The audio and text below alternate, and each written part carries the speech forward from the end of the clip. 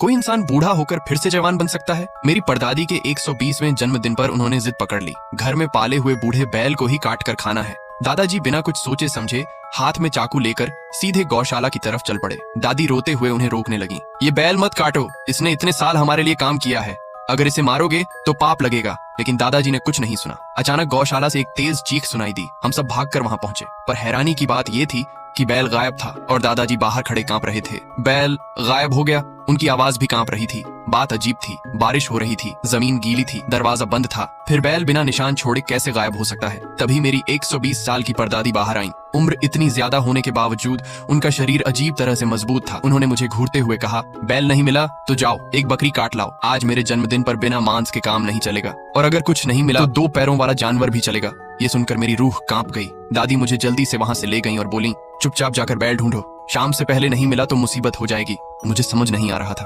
आखिर मांस इतना जरूरी क्यों है? मैं ढूंढने की बजाय छुपकर बैठ गया। सोचा देखता हूँ, अगर मांस नहीं मिलेगा तो होगा क्या।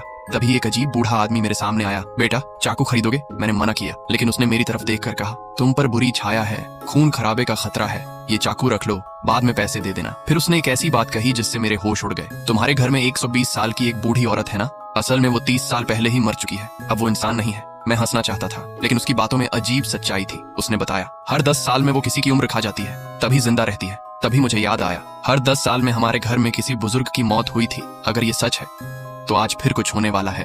बूढ़े ने चेतावनी दी, अगर वो उस बैल को खा लेगी तो हमेशा के लिए अमर हो जाएगी, फिर उसे कोई नहीं रोक पाएगा। मैं डर तो गया, लेकिन पूरी तरह यकीन नहीं हुआ। मैं चाकू लेकर घर लौटा और परदादी के सामने उसे लहराया, लेकिन उन्हें कोई फर्क ही नहीं पड़ा।